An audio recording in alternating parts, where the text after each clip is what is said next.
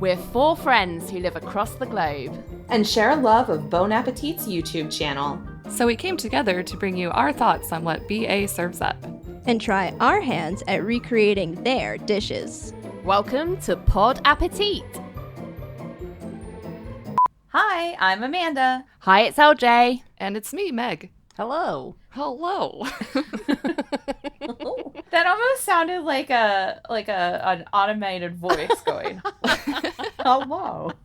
No, it's just my stupid voice when I'm being stupid. Well, welcome back to another episode of Bon Appétit. We are going to kick things off by talking about what we've been up to culinary-wise, like making things ourselves, or if we've gone anywhere to eat that we really liked. So, Meg, do you want to start us off? Sure. So I made a Bon Appetit cocktail recipe, rosé all day sangria. So it was a nice batch sangria recipe. I would say that I was trying to hold on to the last vestiges of summer, but that's not really true because I'm all about that autumn life. So I don't really know why I made such a summery drink, but it is very summery, very light. It had rosé wine, white vermouth, and my new favorite, Persian cucumbers. Were they yay high? They were yay high. Yep. They were a nice yay size. It also had a mix of fresh herbs, including mint, basil, and tarragon. And I have some homegrown mint in the garden, so I was happy to have a use for that. But yeah, I really liked it. It was tart and herbaceous and kind of vegetal, just very summery feeling. Although I will say that I misread the recipe a little bit. It said to pick some pretty herb sprigs and chill them and then use them for garnish on the drink. And I read chill as freeze, and I was like, well, that seems weird to freeze these fresh herbs, but oh no. But I guess I'll do that. So I picked the prettiest sprigs and I put them in the freezer, and then when I took them out, I was like, that was a really weird instruction because they were all wilty and dark. Yeah, all like burnt and stuff. Yeah, they immediately just sagged over and looked really sad. So I went back to the recipe and thought, oh, okay. That was my bad. Read the recipe, folks. Oh dear. So did you get new herbs to put in, or did you just go, well, these freezer ones will have to do? I got some new ones. Fortunately, I had that nice mint plant outside that I could just pick a fresh sprig. I wanted to try that recipe in the summer, but I just never, I even bought loads of rosé to do it, and I just never got round to it. So we ended up just drinking rosé. But yeah, I'll do it next year. I found it very refreshing. I would definitely recommend it. Cool. Did you drink it with anybody, Meg? No. I did cut the recipe in half, though, and there's still some in the fridge, so I'm rationing it. Oh. I didn't know if you shared it with your husband. I was excited to hear him pop up on your katsu chicken sandwich. Yeah. I was excited about that too. So he was a little bit self-conscious, and he said that it was going to be like Ruby Rod interviewing Corbin Dallas in The Fifth Element. But I reassured him, no, he did great. He did very great. That was excellent English. I haven't been making an awful lot because I was away at the weekend, but I did make an amazing dish yesterday. It wasn't Bon Appetit, but it did remind me how much I love seafood and shellfish, and how great it can be, because we got some mussels from our local fishmonger, and mussels are super cheap. Well, they are here anyway. So it was like £3 for like enough for two of us, which I don't know what that is in dollars, but it's not a lot. I made it into a potato, almost like Spanish, because it had saffron in it.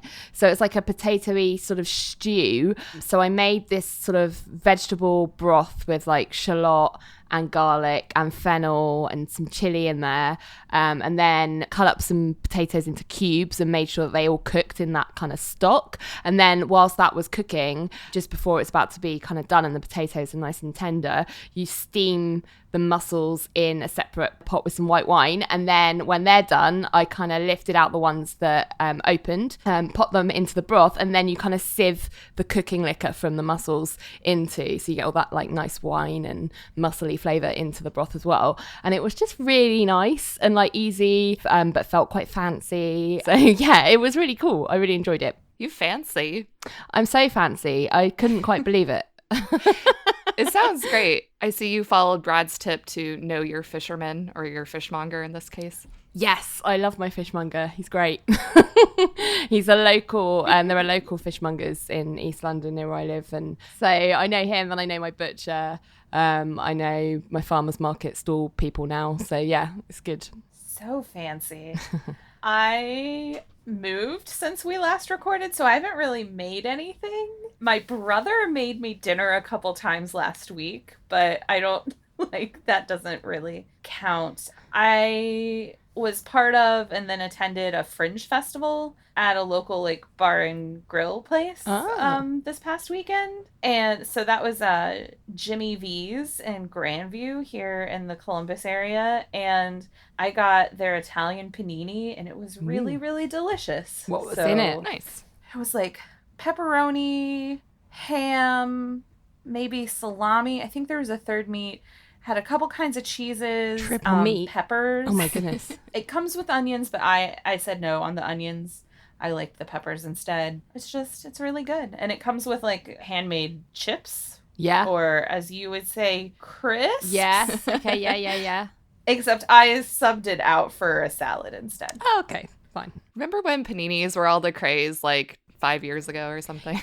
Well, it was more like 10 years ago here. I guess I don't know if they only just arrived in the US 5 years ago. But yeah, there was there was a real trend of paninis being a cool hip new food. And now it's just it's just what you get at a gas station. Yeah, they were very trendy when I was in college. Yeah. There was a cafe on the first floor of one of the buildings, and you could go and get paninis. Yeah. I did that a lot, unlike in between classes. Same. We had one of those at my uni. So on the menu for today's episode, we have Brad and Matty Matheson Go Noodling for Catfish Part 1 and Part 2, both It's Alive videos. We have Professional Chefs Show Us Their Knives, a Test Kitchen Talks. Pastry Chef attempts to make gourmet Hot Pockets, a Gourmet Makes with Claire. Pro Chef learns how to carve a $1,500 leg of ham, which is Molly's series. Every Way to Cook a Steak, 43 Methods, which is Emil's series. Rick makes apple pie from the Test Kitchen. Molly makes coconut grilled chicken, steak, and shrimp from the Test Kitchen. More on that later. And pro chefs give 26 cooking tips for every letter, A to Z. Another Test Kitchen Talks. So let's get started with the first video. Brad and Matty Matheson Go Noodling for Catfish Part 1.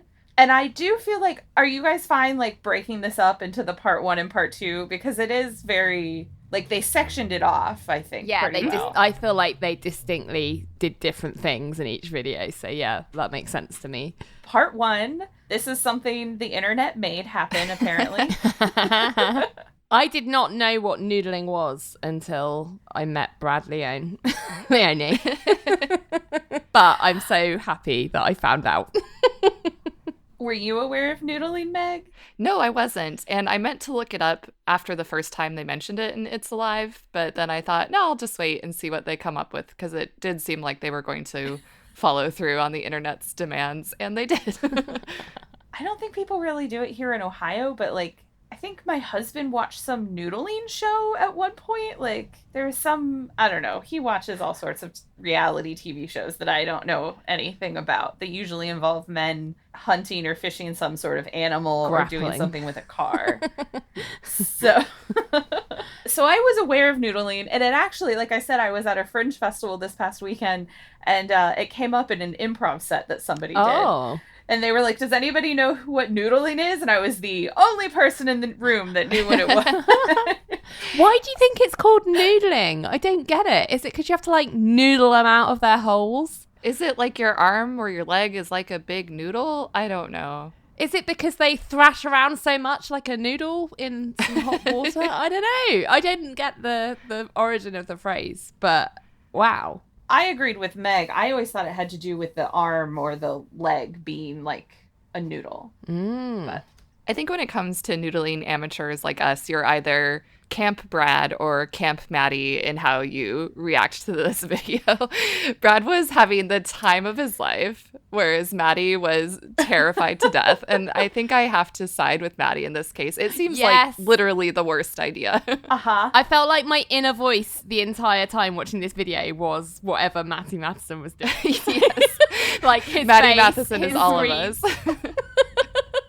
I watched this first one with my sister Addie, and I kept going, oh my God, this is my nightmare. This is literally my nightmare. And she was just like, yeah, this doesn't look like a fun thing. Why is that guy so excited? Because she'd never seen anything with It's Alive before. And I'm like, oh my God, this is just so much. Yeah, I would never even agree to do it.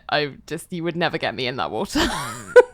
I was trying to decide if I would do this or not, and probably the most scary thing to me would be the venomous snakes. That's pretty scary. And also just the water itself. How much bacteria and gross stuff is in that water? Yuck. I would honestly be more afraid of just the little microorganisms trying to eat my brain. Well, all the way in the drive up there, they were talking about all the creatures that could potentially come out. And I was like, what is a water moccasin? I don't even know what that is, but it sounds terrifying. Oh, it's a poisonous snake. Yep, Oh, very it's a deadly snake. Oh, shit. Oh, okay. Yeah, I didn't know. It sounded like a bird, but like a dinosaur type bird from the way Brad kept making these sort of pincer movements. But obviously he was talking about the snake. That makes sense. But then when they arrived and Skipper came out with that like fake snake, and I was just like, no, do not come at me with a fake snake. Like, that's not happening. That's not good. So I feel like this is where I should chime in with, like, we asked Justine if she had anything to say about the videos this week, and she said, noodling is hazing. And I feel like Skipper and the way that he was interacting with Matty, yeah, it's straight up hazing. Like, he was constantly trying to freak him out. I have to give props to Matty, because I would have just started crying and been like, get me out of this fucking creek. He was such a good sport and just went along with everything, even though you could see he was clearly terrified the entire way through. He really tried his best. And he ended up catching a bigger catfish than Brad did.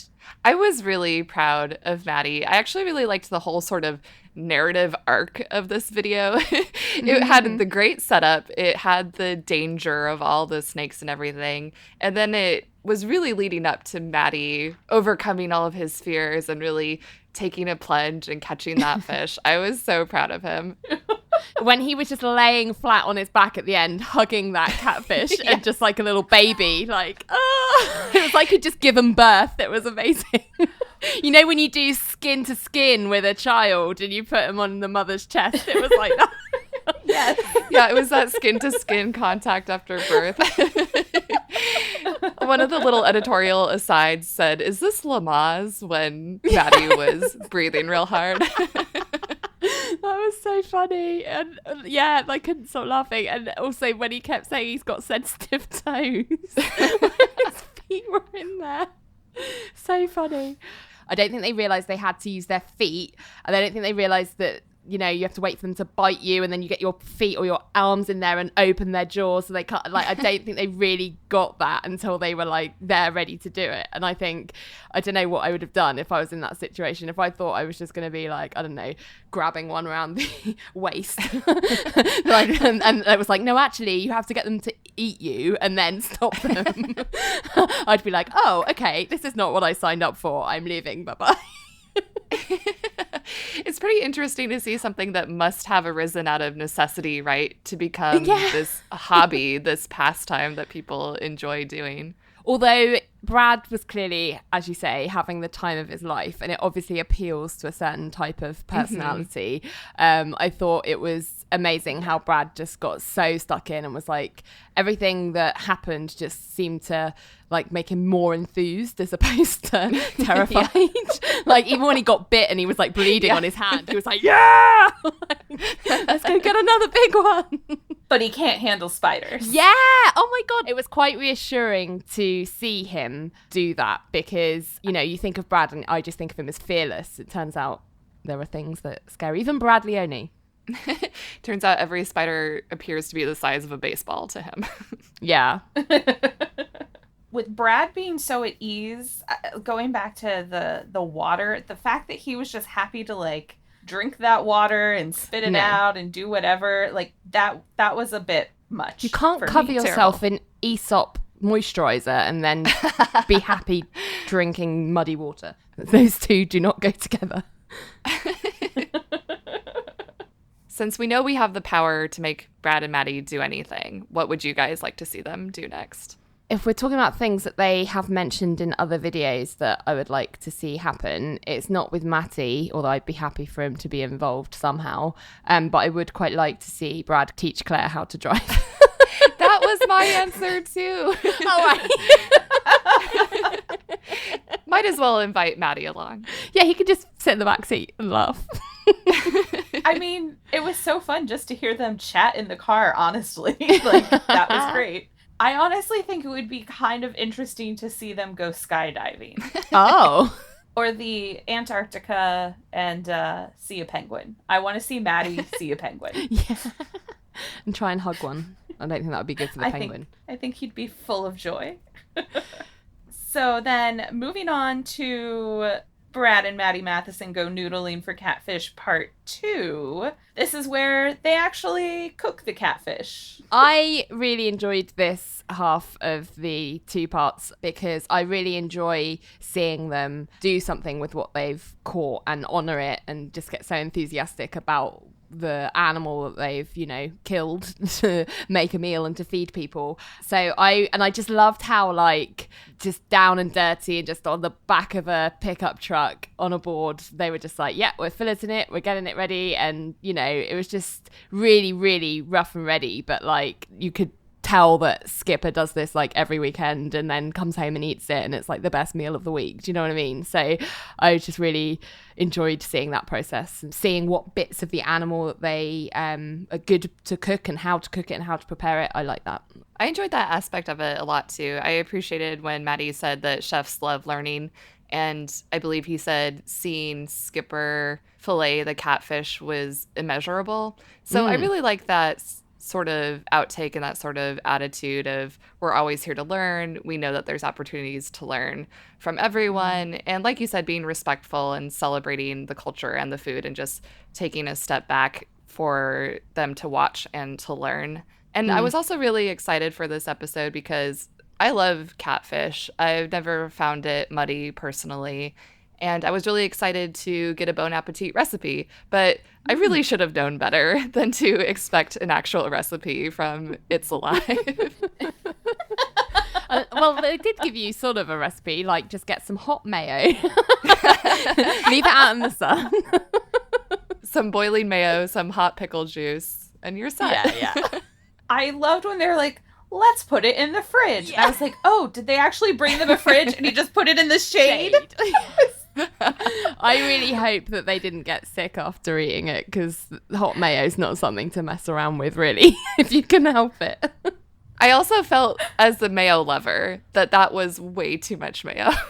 Yeah. Matty even Brad was like, what is this? No. What are you doing?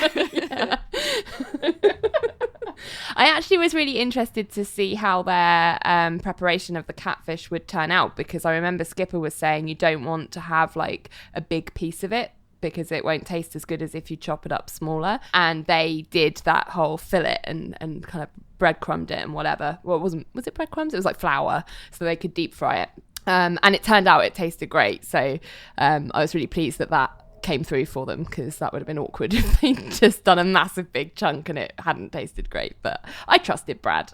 I trusted Brad and Matty too. I was actually expecting Skipper though to maybe kind of poo-poo what they came up with or maybe critique it because he had kind of been saying things like it's not going to work out and it's going to be hilarious and they're fooling around with the catfish and oh, I know better. And of course he's experienced, but also these guys are chefs. That's their wheelhouse. Yeah. But then he was very complimentary and he really only said nice things about their food. So I thought, okay, Skipper's a good guy. He's being nice. Yeah. He's appreciating their cooking. It was like that funny bit where they said, when they weren't sure what to do at one moment, and they said, well, what would Skipper do? And then Brad goes, well, he wouldn't be doing any of this. Yeah, I felt like this was sort of in this video, there was like a handoff. Like, obviously, in part one, it was all about, like, Skipper being the expert. And then in this, like, it kind of started with that, with him doing the butchering and everything. But as soon as it transitioned into more of the cooking, it was like, I mean, not rudely, like, thanks for the advice, Skipper, but we got this. Yeah. But, you know, like, sort of that kind of thing. Like, they are both professional chefs. They know what they're doing. Yeah. Maybe they haven't cooked this sort of catfish before. Yeah. But they can have a concept and know what to do with it and know how to prepare it. And I think it was nice to see that Skipper, like you said, Meg, he didn't poo-poo it, but, like, also he seemed to it didn't seem like he was just complimenting it to be nice. Like, he seemed genuinely to like, I think, the sandwich in particular. Yeah. I think that Skipper wouldn't have underestimated Brad as much or considered him such a soft city boy if he had seen the previous It's Live video where Brad straight up murders a pig with a knife. It's just like, I think Brad's okay with getting a little catfish blood on him. I saw that pig at the beginning of this video and was like, someone protect that pig at all costs. Such a cute It little seemed pig. more like a pet pig. Yeah, to me, it looked like a but- pet pig. I like that they transitioned from Maddie's pig tattoo to the cute little pig. Maddie must be a fan of pigs. That was cute. That was cute. One of my favorite parts of this video was both educational and fun. The education that to kind of get rid of the muddy taste of catfish, which I know, Meg, you said, like, you've never thought it to be muddy, but I'm assuming you've had well-prepared catfish, but the whole washing of it, like, and making sure, like, all the red is gone and all of that. Yeah, like, that seemed to be really important. And I thought that was, like, a good educational thing to put out there for people at home, like, if they were to go fishing, so that they can avoid that, you know, pitfall of the food. And then I also enjoyed it was a form of hazing, but, like, teasing of, like, you have to pump the water. And the guy's that was so funny. like, Skipper saying, like, it's a water pump. And then he's like, what year do you think this is? Like, you know. Like, but again, Matty took it with such humour and good spirit. I really enjoyed Matty throughout this whole couple of videos because, I mean, he was great when he was on before, but I really identify with him because he's so enthusiastic with stuff and takes everything in such sort of always happy to kind of laugh stuff off, and I feel like that's a big part of my personality as well. So I was just like, I'd be happy to see more of Matty. We should have him more often on this show. Definitely. Yeah. All right, next up we have professional chefs show us their knives, a test kitchen talks. This is the content I'm here for. Chefs being total nerds about their tools. Yeah. It was very helpful for me because I'm in the market for some decent knives, so I found it quite useful to hear what everyone thought. To me, this was very Harry Potter. It was like watching a wand choose its wizard. Talking about length and weight and balance and all that. Knives are so important, obviously, to chefs, because they're basically like an extension of your hand. It's how you get most of your stuff done in a kitchen. And I guess everyone's arm and everyone's way of cooking is slightly different. So as you say, you want a tool that's going to feel as comfortable as possible and act as that extension as easily as possible. So as everyone's different, everyone's going to prefer a different type of knife. The selections that everyone made, I was not surprised in the slightest that Brad's favourite knife was the cleaver. Yeah. Because I was like, yeah, I can knife. see that. Yeah. I also wasn't surprised that Molly brought in her cheese knife. 'Cause I know that probably, well, she said herself, that's not her like everyday go-to knife, but like I can see her being like, yeah, cheese knife is an important thing to have in my kitchen. And it was interesting, she called it a tomato knife as well, because I guess it's got that serrated edge. I have a cheese knife that doesn't have that, so I guess that's just for a cheese, but if it's got the serrated edge, it's for tomatoes as well as cheese. I don't know. Does your cheese knife have the punch outs as well? No, The holes? it doesn't. Oh, It's just okay, like okay. a normal, I mean, it's not a particularly fancy one, it's just like a filled in knife. I don't know. Without punch outs, but it's got the little prongs on the end that you can use to lift your cheese. Oh, okay. Yeah. I also really enjoyed seeing the variations in knives. I was expecting a little bit more crossover in terms of length and size and utility. So I was actually a bit surprised to see just how different each knife was. And as you said, it really is very personal, very much an extension of the chef themselves. So it makes total sense that the knives would be as different as the personalities are. And I was also hoping to find a tip because I could use some better knives as well. But all of those looked great. They all looked like wonderful knives, but I feel like none of them were quite for me. So I guess I have to do a little bit more exploring. Oh, see, I was like, yeah, I want that one. Yeah, I want that one. Yeah, I want that one. Oh, I see. Each of their knives. I basically was like, oh, this is why there are different kinds of knives. They are for different kinds of things. Yes. And it made me realize I don't know that I've ever had a properly sharpened knife to use for anything. Oh, no, that's important. Yeah. Yeah. Yep. And I'm like, this explains why I've always hated having to use any of like the bigger knives, like, because I think they're all dull and they're probably not working properly. Yeah. I have a knife set that I got years ago that isn't super expensive, and that's why we're looking for new ones. But it does have a knife sharpener. We do try to keep them as sharp as we can. My favorite one to use from that is what I guess what you'd call the chef's knife. It's like the bigger one, and I use it for most things unless I'm like jointing a chicken, in which case I'll use like the jointing knife. Getting a good set of knives, I think, is if you want to start doing cooking more and enjoying it, because I feel like there's nothing worse than really battling with your food when you're trying to chop it because your knife's really blunt. Like, I think them demonstrating the importance and what to look out for when you're buying a knife was really helpful. Yeah, the difference between a sharp knife and a dull knife is night and day. And as they've mentioned in other videos, it's actually really unsafe to have a dull knife because you are really working against the food, and that leads to, slip. Cutting your hands. Yeah. My knives aren't as sharp as they should be because the sound of knife sharpening is like nails on a chalkboard to me.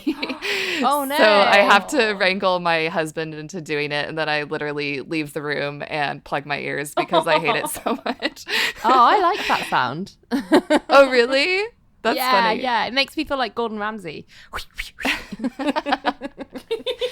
thing I didn't realise in this video is how many of them clearly travel with their knives. It would literally never occur to me to take a knife somewhere other than just in my home. I thought that showed the difference between me and a professional the most starkly because I was like, I would never, ever consider traveling with knives, with cooking knives. Why would you? The knives that they kept saying that they were like, oh, this is easy to travel with. I was like, is it though? Like, surely you get stopped everywhere going, why have you got this knife in your bag? When Emil was talking about it, it made more sense to me because it seemed like he's taking it on a road trip. But when some of the other people, I'm like, it seemed to imply more that they were flying with these knives. And I'm just, all of the security questions started popping into my head. I think the only time I've ever traveled with a knife is like a pocket knife for like camping. Yeah. Like it just, all of it just seemed very, very foreign to me. I definitely feel like I need to be schooled on knives even more. This just seemed very educational to me in my journey of learning to cook. It was very educational. And I thought a main takeaway from all the chefs was that you basically need 3 types of knives if you're starting out. 1, a chef's knife, 2, a paring or utility knife, and 3, a serrated or bread knife. Yeah. So that's probably a good starting point. And that's what I think I'll look for now that I'm wanting to get nicer knives. That's exactly what I thought. I was like, okay, I'm going to start replacing those 3 first. Like, I'll probably do them one at a time. So I'd have to buy like loads of knives all at once. But because good knives tend to cost a bit more, so better to spread the cost. I do think I need a tomato/cheese knife. I did really like Molly's knife. It's cute. Next up, we have Pastry Chef attempts to make gourmet Hot Pockets. So we don't have Hot Pockets in the UK, you'll be shocked to hear. But I want to try one, and I have some questions, because what does that sleeve do? Like, why do you cook it in the sleeve? Like, I kind of think I got the idea when Claire was doing it at the end, but I thought I'd ask anyway, just to make sure. I think the idea is that it's kind of reflective and therefore is supposed to crisp the outside of the dough instead of just heating it up. And does it do that? Yeah. Debatable. I think so. Meg, did you ever eat Hot Pockets before they started having the crisper sleeve? Oh, it didn't used to have them. Yeah, not that I recall. I think I've always had the crisper sleeve. I can remember long ago eating some without the crisper sleeve. And so I really think it does make a difference because without it, they're a lot soggier. Yeah. Do you like Hot Pockets, both of you? I like Hot Pockets. It's kind of like Pop-Tarts in the sense that it was something I ate a whole lot during my college years and maybe not so much now. But I would not say no to a Hot Pocket if someone handed one to me. Well, the way she described it as like a inside-out pizza, I was like, yeah, I could eat that. That sounds nice. So I have to side with Delaney. When I think Hot Pockets, I definitely think ham and cheese instead of the pizza variety. Really? Oh, you too, Amanda? Yeah, I also think of the ham and cheese. So I don't think I've had a Hot Pocket in like 10 years or something. But like Meg, ate them more in college. Also, at my dad's house, he would always get Hot Pockets, like when I was a kid. So we had them a lot over there, not at my mom's. Mm-hmm. And the ham and cheese is like what we would have most of the time was a ham and cheese Hot Pocket. So that's always what I think of first, is more of like the sandwichy ones versus the pizza ones. Okay. Well, either way, they sound nice. It's funny how everyone's got their own opinion on what the like OG one flavor is. But I was pleased that she went for the pizza one myself because not knowing Hot Pockets very well, that sounded to me like the one that I would probably most want to try. I think she also intentionally went for the variety that was very much in her wheelhouse because she knows so much about pizza. So this was kind of a gimme for her. My one critique of this episode in particular was I feel like they were skipping steps until the very end. In particular, the sauce making. I don't feel like we really got a breakdown of like how she was making like the sauce and everything. And then it seemed like there were a lot more steps for that included in the end of like the part where it's like, this is how you make it. And so it was breaking down like what she was putting in the tomato sauce at that point. Whereas I feel like in the past, we would have gotten a little bit more of that in the main part of the video. I felt like when she went through it at the end that I knew what she was doing because I'd seen her do it. Right. They only showed it the first time she did it. They definitely showed her putting the ingredients in the sauce, the basil. They showed her cooking that down, and they also showed her putting it in the oven. And then they showed her fishing it out and zhuzhing it up. So I felt like I got that, but they did only show it once until she went through the entire method at the end. Maybe I missed it. I will admit, when I first started watching that video, family was over and it was a little chaotic. So I may have missed something, but it I don't know. It just, to me, it felt like we weren't getting as much detail in some of the steps as maybe we normally do, but maybe that's just a me thing. I felt that Claire was super cocky at the beginning because she was like, I don't even need to research this. I know exactly what I'm doing. It's fine. She was like, we're going to wrap this up in one day. And then by the end of that day, she'd made an amazing piece of food, but it wasn't clearly a Hot Pocket because the pastry was too flaky. So she was like, oh, it's okay. I'll just tweak the pastry and it's all going to be fine. And from then on, they kept leaking and she never really figured out how to stop that. She just fudged it at the end and was like, this is how it's just going to be like this. They're just going to have lost their filling. It's fine. I think it's because she wasn't adjusting how she was wrapping the pastry, like how she was wrapping it around the contents. The first time she did it, when it was too flaky, it didn't pour out as much. And then she came up with this new way of wrapping it and it kept pouring out, but she wouldn't change her technique for that. Yeah, she made the pastry bigger so that she wouldn't have to stretch it more, but she didn't change the fold or how she was folding it. She'd kind of stuck with it. To what you were saying, LJ, about how she was really overconfident and she was like, I've got it in the bag on day one. It really did seem like she was pushing for just calling it quits or calling it a success at day one. And saying, we're done.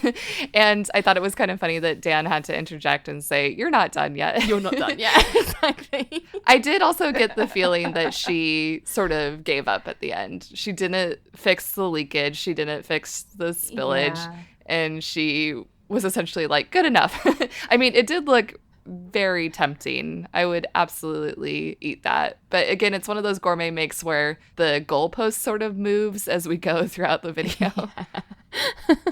It's funny how she kind of gets an idea in her head that, like, that's it. I'm done. Like, she just sort of, you know, when kids are walking around with their mums and they just decide they're not walking anymore. That's what she's like at the end of a certain gourmet make. She's like, no, I'm not doing it. This is okay. I did enjoy Dan tossing ingredients at her every time she giggled. It was just really cute and charming. Uh-huh.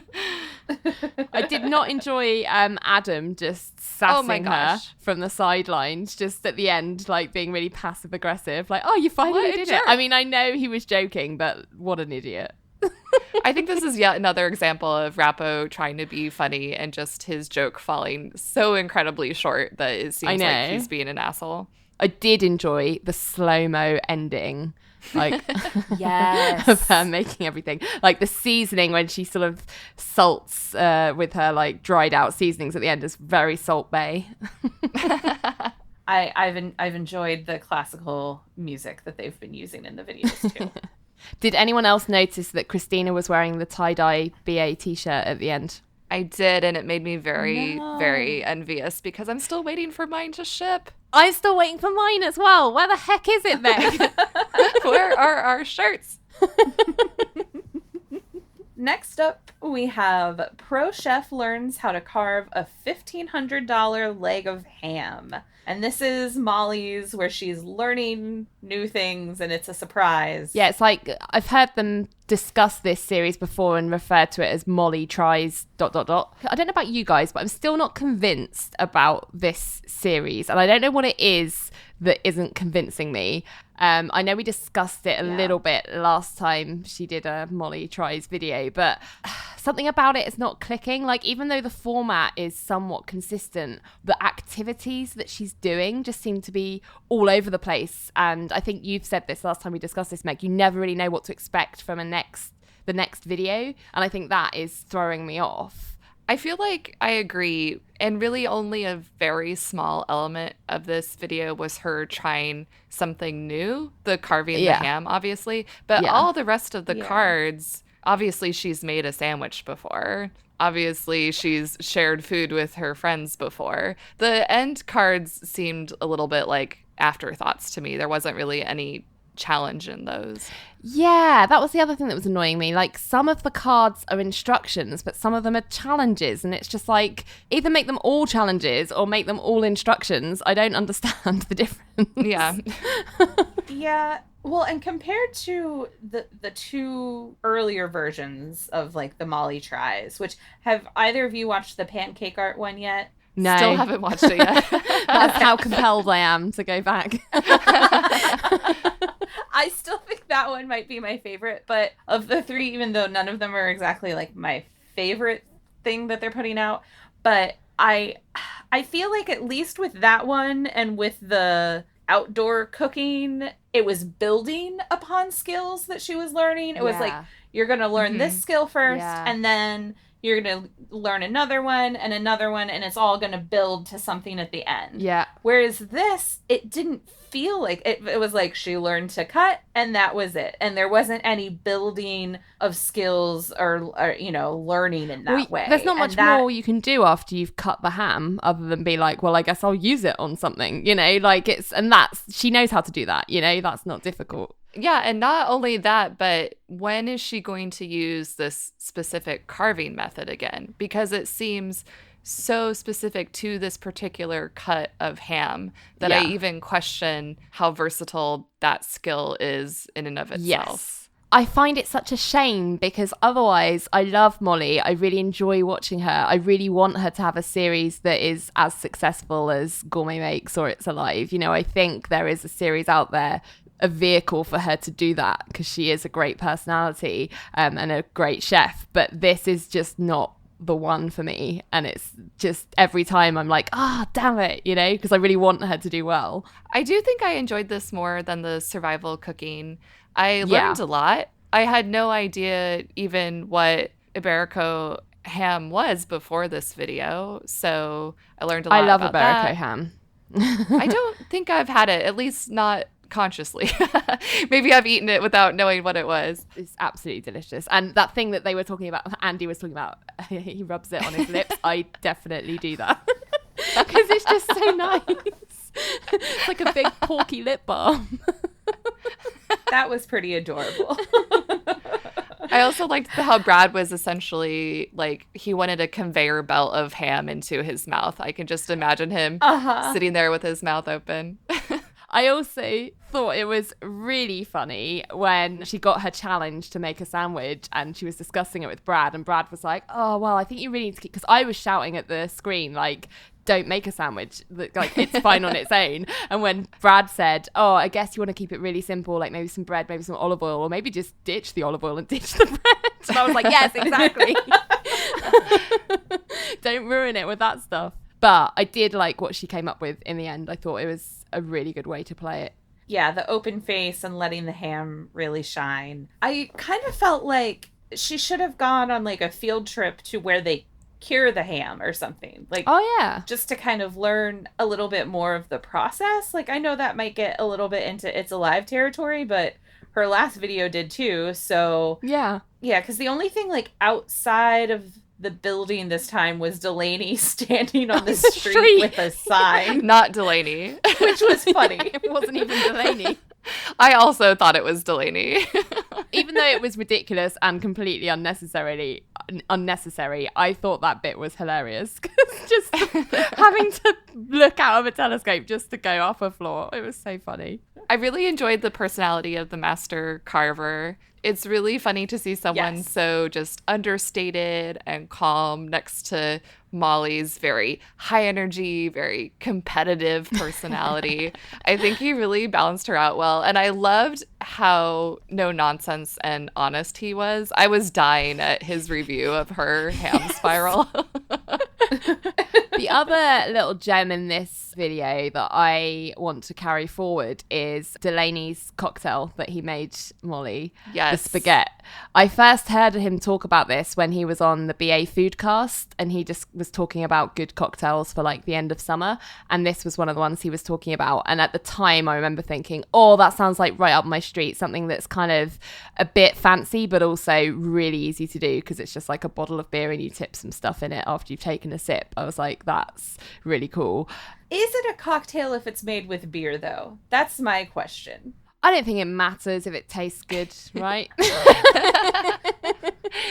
I do want to try it as well, although I really don't like Campari, so maybe if I could find like a different Aperol or something. Ah, interesting. I love Aperol Spritz, so I think I'd really like it. Yeah. Next up, we have more meat. Every way to cook a steak, 43 methods. Right, so I watched this video just before we recorded, and my husband was making a steak for dinner, and I was really worried that this video would put me off my dinner. Yeah, that's a legitimate concern. But that didn't mean that I enjoyed this video. So I know Justine, like when this video first came out, she watched it before the rest of us did, and she was not a big fan. She said there's way too much gray meat. Yeah. And she said the whole steak thing made her want to barf. There was just a lot of meat in general back to back. So I was expecting to feel like really stomach churned at this. Uh-huh. And the only one that really bothered me was the smoothie.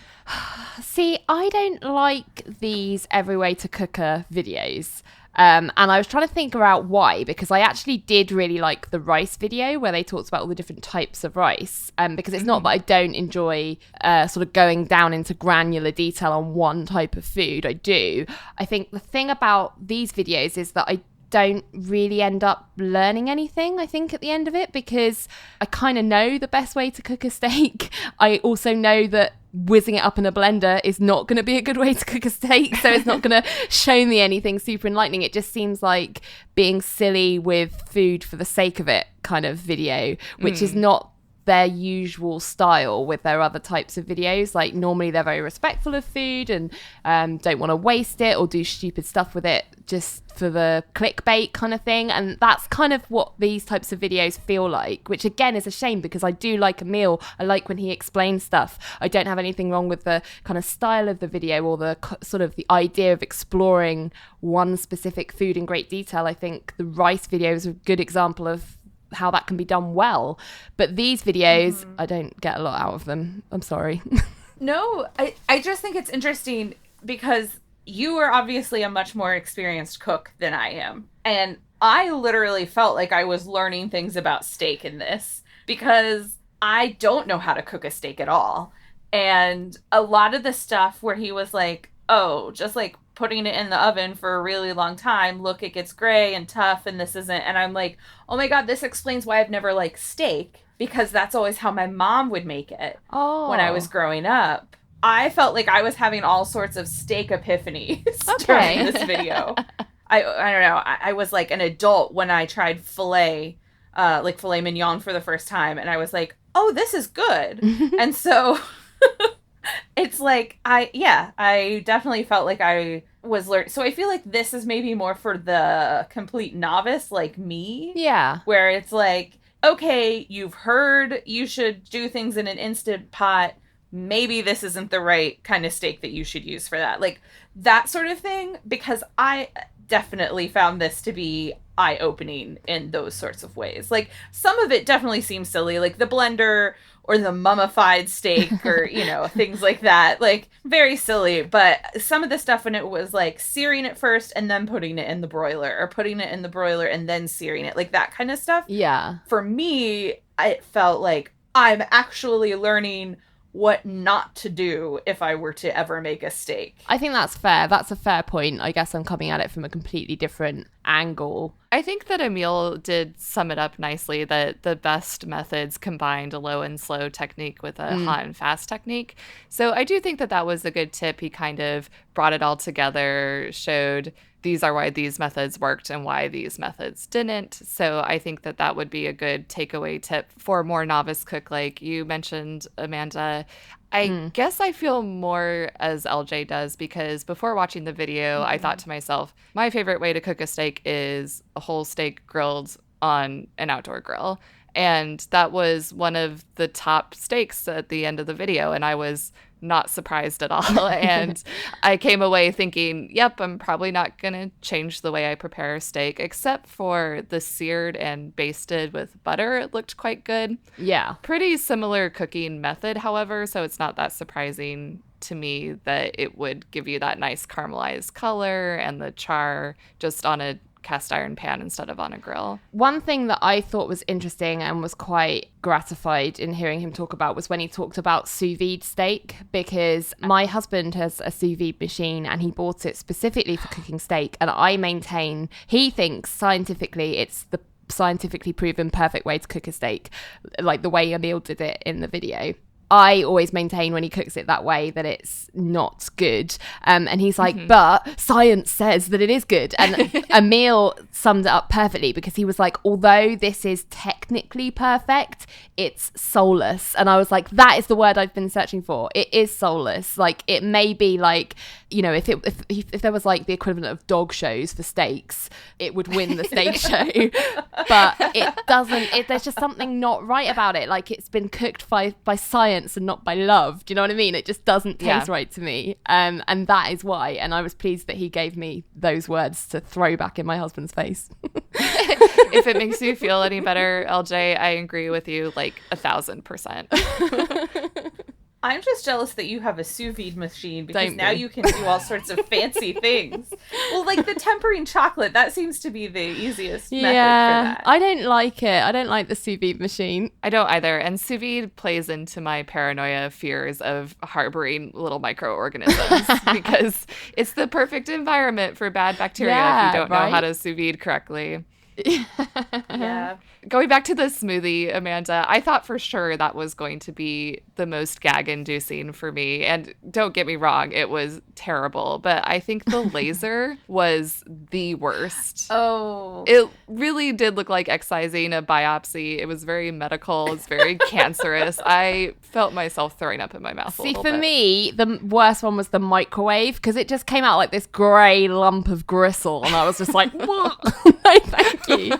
And see, that looked like every steak my mom made when I was growing up. Oh, you poor baby. So, I've seriously have for 30 plus years basically been like, I don't like steak except for filet, Oh, no. which I tried as an adult. So now this is I'm like, oh my God, maybe if it's made like that, I'll like it. So I don't know. We'll see. All right, we're making a full course meal for Amanda that has steak that's been properly cooked, soup, perhaps mushrooms and onions in some form. So we did have a couple of listeners write in about the steak video too. Heidi was more on my side of enjoying it. She said that she loved it, said that it is quote unquote meat porn to the max. Meat porn. And then Rachel_Casper on Instagram also watched it, and she made some ribeye last weekend, but she already knew the smoke and reverse sear would be the best method for cooking. She did not attempt the smoothie. No, I mean, So- would anyone? I really don't think so. I hope not. I hope not. So next up, we have Rick makes apple pie from the test kitchen. LJ, how do you feel about hot fruit? Well, sorry. I kept thinking about that during this video. I was like, oh no, what's LJ gonna think? So, I think so. Hot fruit is interesting, as you know, from the blueberry pancake debacle. I'm not a massive hot fruit fan, but I was thinking to myself, I was watching this, is I would make that. And I think the reason is he sliced his apples. So whenever I've usually had apple pie before, people have chopped the apple rather than sliced it. And for me, that gives it a really mushy texture of hot fruit that I don't really like. Whereas I feel like with the slices, but I just feel like they'll retain their structure a bit more if they're sliced. But maybe I've made that up and that it is just completely mushy. But I feel like I would try it at least. It looked good to me. That giant mound of apple was just so visually appealing to me. I can't quite explain why, but I thought, yes, that looks delicious. But I actually have two confessions. One is that I really don't like pie that much, especially the ones with crust on top and the bottom. Not really high on my hierarchy of desserts, personally. And confession number two is that I've never made a pie crust on my own. I've done it with the help of my mom, but I've never done it solo. So it's a little bit intimidating to me. I love pies. I've never made one with a covered pie with the two sets of pastry, but I make pumpkin pie every year for Thanksgiving, and I make do the love pastry. pumpkin pie. I make the pastry for that because I would say, although I've made pastry for pies and pastry for other things before, I'm not very good at it. If it goes right, it's fine, but if it goes wrong, I don't know how to fix it. So Rick explaining the why he was doing all of those steps, so why you do the bit where you sort of smoosh the butter into the flour, what that is doing scientifically. I also feel like the tip he gave about using vodka, they've said that before in a previous video, and I remember that blowing my mind at that point as well. I do have to say, because this was another one that was presented by Grey Goose Vodka. And I feel like they did the product. Yeah. It was like very small at the bottom of like the title card. Oh, now I hate this video. Yeah. Oh, now this is the worst and I'm never making it.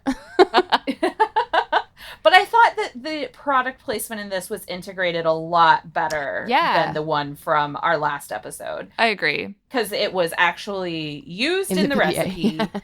it was definitely sitting there throughout the entire video, but it wasn't like a weird obtrusive thing. It was just there. I didn't notice. I didn't either. And then also from the production side, this was one that Justine weighed in on. She said that she felt like the Rick video was missing something in terms of charming music or graphics or something. And I wonder if part of that had to do with this was presented by the vodka company, so it needed to be a little more focused on that kind of thing. I don't know. It'll be interesting to see if Justine thinks that's what it was. Because it did seem a little bit more pared down in that way. Yeah. You know, not as much hijinks going on. I think all the hijinks were going on with Rick's shirt, where he had it like almost completely unbuttoned. Oh my God. I was like, woo! I would not turn up to the office looking like that. Right? So I guess if I want to make a pie crust, I need to not have buttons and use vodka. One little kind of aside that I enjoyed in this video was when Priya came over and told her story about eating dough and eating butter. I died. I loved this. That was definitely the best part. And that it wasn't just that she would eat butter as a snack, but that she would take it places in a fanny pack. And she took it with her to India. And she didn't realize it would melt. So cute. Oh my God. As one of my favorite podcasters, John Hodgman, likes to say, specificity is the soul of narrative. And the detail about the Mighty Ducks fanny pack, you can't get any more specific or illustrative than that. I loved that so much. Yeah, it was really cute. I also used to eat raw dough as a child. Me too. So I identified with her. Although I never used to carry butter around, but I feel like that was just because I hadn't thought of it, not because I wouldn't want to. I've never eaten just plain butter by itself. But one time my brother went home to my dad's and walked in on my dad literally eating a stick of butter like a banana. Like he had like peeled down I can the get thing. on board with that if that's what a banana is. And he said like my dad just like froze and looked at him like he was caught. So I never heard of any other human eating butter as a snack in that way. I just wanted to go back for a minute to what you said, LJ, about him doing the apple slices versus like cubes of apples.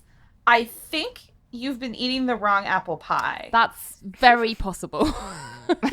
Most of the, like, particularly homemade apple pie that I've had is always in slices, and it does keep its form better. And if you let it cool instead of eating it like super hot out of the oven, I think it has a little bit more of the crisp to it. Ooh. So I definitely think it would be interesting for you to have an apple pie in this kind of way that he did it. I would be down for that. It's the American way. So for our next video, we have another from the test kitchen, and it is Molly makes coconut grilled chicken, steak, and shrimp. AKA the disappearing and reappearing video. Yes. The mystery video. So it was here this morning because I watched it this morning. Yeah. When we started to record, it had disappeared. Which meant that I hadn't managed to watch it because I was watching everything just before recording. So we weren't sure how we were going to cover this video. And then when I went to check something about the apple pie video, I saw that it had reappeared. I mean, BA, this is unacceptable. Don't they realise we have a podcast to run? Apparently not. They're gaslighting us. The good news is I've watched it. And thanks to Justine's editing prowess, you didn't realize that we've been gone. Yeah. So my first comment is that this is a summer marinade in October, but I'm fine with that. Mm-hmm. Yeah, they definitely released it in autumn. Yeah, I feel like this is a video they probably thought they'd be able to get out while it was still really summertime, and maybe some other stuff came up that meant that they didn't. But I mean, I'm happy to have in their defense, it's 90 degrees in Ohio right now. So That's true. I loved the flavors that were in the marinade, the coconut and the spiciness and the garlic, and it all just looked delicious. And I really love all kinds of grilled things that you put on a grill. And prawns. Yes, and shrimp, yeah. Yeah. And the marinade, Justine had pointed out, is vegan, so she could easily do this with some tofu or something. Exactly. I thought it was hilarious when she addressed the fact that on the comments of the recipe on the BA website, someone was complaining that they got food poisoning from it because she reuses the marinade, which is ridiculous because if you've cooked it correctly, you shouldn't be getting food poisoning from it. And I could tell Molly's like absolute disdain for that line of thinking. I know we've discussed a lot how I'm a novice cook and I am surprised by many things, even that we've discussed today. But even I knew that if you boil something, all of the bacteria dies. Yeah. That's why you like boil baby bottles and nipples and things. That's why when you cook meat properly, you don't get sick. I really do think that any food poisoning is on the viewer / recipe preparer. Yeah. I am fully confident that Molly has written a recipe correctly that instructs you to cook the marinade. I went to check and it definitely says cook the marinade, and all of the commenters that weren't that anonymous commenter were agreeing with Molly and being like, if you've done what it says, you shouldn't have got food poisoning. So don't put your fresh herbs in the freezer and do cook your marinade. Yes, exactly. Read the recipe. Yes. Today's lesson, read the recipe. Yeah. I really enjoyed this video as well, but as I was thinking about my enjoyment, it's more like I really enjoyed the concept of the recipe. This isn't a video that I'm going to go back and rewatch for entertainment value, although it was quite entertaining, but it's one of those where it's just a very delicious looking recipe, and I like the flavors she described. I was also really happy when she gave me permission to be totally lazy about grating my ginger because I hate peeling ginger. It's so meticulous and just time consuming. And I'm just going to go the lazy way and grate the whole thing next time. Without wanting to give too much away, I had to do this for a future video and I'm never going back. I'm never peeling ginger again. There's no point. You don't taste it. Like, there's nothing wrong with just peeling the skin as well. Well, I'm glad to hear that it's been tested and approved by you as well. I was also really pleased to see that Gabby's implemented a composting system in the test kitchen. They must get through a ton of food waste, so it's good to see that it's actually going back into the earth. Yeah, Molly was really stoked about that, and it seemed like the rest of the test kitchen was happy about it too. So that was pretty cool to see. I feel like they made a mountain out of a molehill with Andy's like whispering of gossip to Molly mid-episode. I was like, what is this? I wish this wasn't here because it's so stupid. Yeah, it reminded me of like the weird like, oh, does she text all the time thing that happened in an It's Alive video with Brad and Claire, that it just seemed like unnecessary to add it in. I thought it was kind of cute, actually. It sort of illustrated their relationship, although it is very high school, right? True. To see them sort of being like, oh, what did she say? Yeah. I thought it was kind of entertaining, but also not strictly necessary. Well, it was just the fact they made it feel like a big deal, and then the reveal at the end, if that indeed was that what they were talking about, was just about the fact that someone had said she was the Tonya Harding of the test kitchen, which I was like, is that really what they were discussing and they wanted to cut the mics? Because if it was, really, that's not necessary. But if it wasn't, then what was the point? I don't know. Yeah, it was just... Yeah, there wasn't much point. I agree. One thing that I found interesting was that she was very specific to keep the tongs separate between the steak and the chicken and the shrimp or prawns. Is that something that everybody should be doing that I'm just unaware of? Well, so different proteins need to be cooked to different donenesses. So there's a chance that if you cross-contaminate your protein, you might not fully cook one of the proteins. So for something that takes longer, like chicken, let's say that you flipped the shrimp with tongs that had chicken juice on it. There's a chance that the chicken part wouldn't get fully cooked, whereas the shrimp would be done. So you'd eat something thinking that it's fully cooked to safe temperature when, in fact, maybe not all of it has been. Although to that point, I'm 80% sure that Molly used the chicken tongs on the steak right after she had set them all out. I was going to say, I'm sure that's the, food safety approved way of doing it, but I definitely don't do that at home. I only have one pair of tongs. I think BA is just trying to cover their asses. I definitely agree with LJ that it's not something I concern myself with at home. And also just the fact they'd had loads of comments about food poisoning on this particular recipe. I guess they didn't want to stoke the fire of anonymous. Although I'm definitely using the word donenesses from now on. You use, Meg. Did I say that? Yeah, you said different proteins need to be cooked to different donenesses. Great word. I'm good with words. All right, so our last video that we're discussing is Pro Chefs Give 26 Cooking Tips for Every Letter A to Z, a Test Kitchen Talks. And this is basically what it describes. They went through every letter of the alphabet and had a different food or technique and went with it, except for T, which was time off, according to Brad. Everybody needs to take time off. It is important to have time off. I thought that was good advice. Yeah, good advice. Yeah. I think this was a fun video. I wondered how they chose what things went with what letters as I was watching it. And I was sort of trying to second guess what was going to come up with some of the harder letters. I did guess correctly for quinoa. I was like, surely they're going to use that for Q.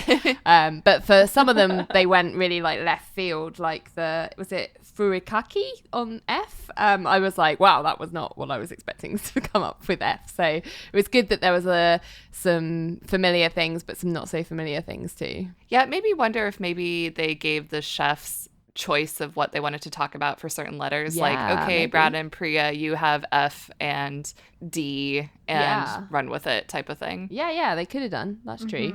The one thing I would say about this video, again, the only pairing that I really don't enjoy in these Test Kitchen Talks videos, because they just don't work as well together, is Chris and Gabby, because Chris just talked over her, even when she tried to say something with the vermouth, because I felt like the vermouth was like her thing that she wanted to talk about because she really likes it. He just railroaded over her at one point, and I was just like, Chris, just let her speak. Like, I love you. Why don't make me hate you? Like, do you know what I mean?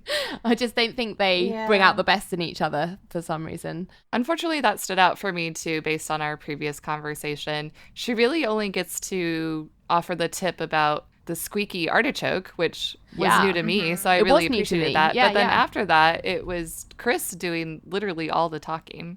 Yeah, she like didn't say anything for zest. It was just that was the last one as well. Zesting. Yeah. One of the ones I thought was interesting was P for pork with Emil and Molly, and because of like when Molly was saying like you need to eat medium pork instead of medium well. And that makes me so paranoid. Like, that's where I'm with you, Meg, and, like, making sure it's done and all of that. Like, with chicken and pork in particular, I'm just, like, always paranoid. For pork, it's because I remember eating underdone pork as a kid and getting really sick. So I'm just super paranoid about that. So that kind of... I was like, oh, I don't know. I trust you guys, but I don't know if I feel like I can trust you on eating medium pork. Medium pork is fine. Just to confirm. Chicken, you definitely want to cook all the way through, but pork is okay. I was served medium pork in London, and I thought, what is this? But I feel like I do have to agree with Amanda. I also feel that a meal is personally coming at me and attacking me with these videos because first it was the salmonella, now it's the pork. I feel like I would be on their team if I could choose a pairing to like stand with. I'd be like, yeah, I'm gonna join Molly and Emil because they were my wavelength. The editorial said to chill out and enjoy your rosy pork, and I thought, I will not chill out. I will continue to cook my pork to 160 degrees. Thank you very much. Next time you come to London, Meg, I will feed you rosy pork. And you will like it. I will eat it. I will definitely eat anything I'm served. I feel like we're going to have a pals meetup with all four of us and like serve each other food, and it'll need to be like a week-long meetup by the time it happens because we'll have like so many dishes. We have a pretty long list going at this point. Yeah. On the subject of being on the same team as Emil and Molly, was when they were talking about wax paper and the fact that they're not the same as parchment paper. And then they were just like, why do you even need wax paper? We're anti-waxers. And I was like, yeah, I don't really understand wax paper either. I always just have parchment paper. So I guess I'm an anti-waxer. I'm also an anti-waxer, and I also had a wax paper incident like Emil did when I was baking a cake once, and I just thought, what's wrong? No. What is going on? Wax paper is evil. But it was funny how Molly managed to kind of get in a promo for her favorite juicer again. To follow up, I did buy that juicer after she recommended it in the shortcake video. Yeah, it works great, although it does not catch seeds as well as advertised, is what I would say. I've definitely had to pick some seeds out of my juice. But I'm sure your yield is fantastic. Sure, I'm sure it's great. I was shocked and appalled that they did not let Brad talk about garlic, and they had right Carla and Andy talk about garlic instead. There was no mention of Allison. There was no part of two-part epoxy. Yep. No, nothing. So, okay, I have a question for you, Meg, then. LJ said if she was on a team of the pairings for these, she'd be with Molly and Emil. What team would you be with?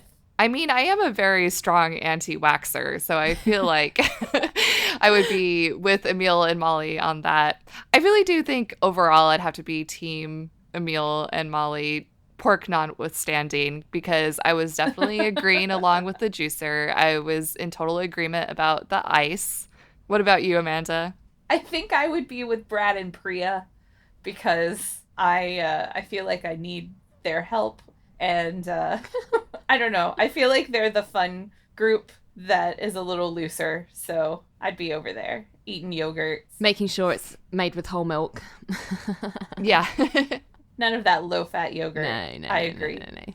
So that is it for our recaps of the videos. Now that we've done that, what is our favorite video from the week and what dish would we make?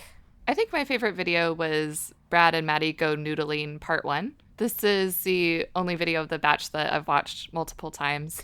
I found it truly hilarious, and I was also first watching it in one of those situations where everyone else had gone to bed, and I had to quietly laugh to myself, which made me very conscious of just how much I was laughing and cracking up. So I really enjoyed that video. Great dynamic between Brad and Matty. And I think I would probably make the spicy coconut marinade and most likely put it on chicken thighs. It just looked really tasty to me. I love coconut milk. I love spice. The brightness of the cilantro and the lime at the end seemed really nice too. Basically everything about that marinade sounded good to me. I would agree with you, Meg. I didn't watch Noodling for Catfish Part 1 whilst everyone else was asleep, so I didn't get the kind of under the cover like shakes as you're trying not to make any noise. You're just like, your whole body's convulsing because it's so funny. So luckily I didn't have to do that. I could just laugh out loud. But it was definitely my favourite of the last couple of weeks. It was just like classic. It's alive. Matty Matheson is my kindred spirit in terms of personality. So I just really loved it. It was great. I think I would make Molly's Jamon Iberico sandwich from the $1,500 leg of ham because I apparently have money to burn. No, but in all honesty, I think the coconut grilled marinade with the chicken, steak and shrimp would be a close second, but I just love like cured meat and ham, and Iberico ham is so delicious. And so when she put that together, I was just like, give it to me. It's so good. So I'm with you guys. My favorite was definitely Brad and Matty Matheson Go Noodling for Catfish Part 1. It made me laugh. It was fun, even though it would be my hell. I'm not experiencing it, so it's a lot more entertaining to watch. And I think out of all of their recipes, this wasn't a super recipe heavy couple of weeks, but I would do Rick Makes Apple Pie. I've never made an apple pie, but I feel like this made me kind of want to do it. Yeah. Like the making of the pie crusts, like the dough seemed really interesting. And I've always bought, like if I've made any sort of pie, I've always bought the dough like pre-made. I think I would do that one. Yeah. All right, so we have some shout outs that we wanted to bring up. We have heard from quite a few people. Erica from Les Represent, she was listening to LJ's Pozole episode and was cracking up at LJ's rambles while she was waiting on the chilies. Sky from Inside Podcasting listened to my episode on Boozy Ice Pops, and she said, if Amanda can handle it, so can I. Yeah. I feel like that's my brand. Amanda's doing it for all the novices, and we love you for it. Yep, if I can do it, anybody can do it. We definitely got some love over on Instagram. Both Sunny from Book of Lies and Heidi from Vibrant Visionaries were loving Meg's jammy eggs and cheesy grits. They look so good. Thanks, guys. Sunny also listened to our last episode and said that she is on Team Kale. She has her own kale in her own garden and makes fancy kale salads because Sunny is amazing. I feel like Sunny has to make us food at some point. I agree. I wish I could get my own kale from my own garden. It's the way to do it. And she also listened to Meg's katsu chicken sandwich, and she was talking about the hot sauce, and she's a Louisiana hot sauce, which is what you used, Meg. She said the crystal tastes differently. And that we had a couple other people talk about the hot sauce from that episode. Heidi from Vibrant Visionaries brought that up. She likes the crystal hot sauce. So I think it may be interesting to kind of see who's Team Crystal, who's Team Louisiana. Yeah, I really appreciate the input. I think I will definitely have to try crystal next time. We had over on Twitter, Mrs. Casper. She is on team raw blueberries equal gross, baked blueberries equal heaven, and she said blueberries as BLUEBS, like bloobs, and then responded that she hated that she called them that. Well, even though I disagree on which type of blueberries are better, I really enjoyed the use of the word bloobs. Yeah, me too. It's so close to boobs. It's just fun. It is. And she gave us a really nice shout out for International Podcast Day a few days ago. And she said she's looking forward to seeing your cinnamon rolls once you eat those after chicken katsu. Well, that's been posted on Instagram. Yes. Okay, so now Now everybody can see them. Yeah. Yeah, thank you, Mrs. Casper, for the reminder. And I went out and made cinnamon rolls just for you and for me.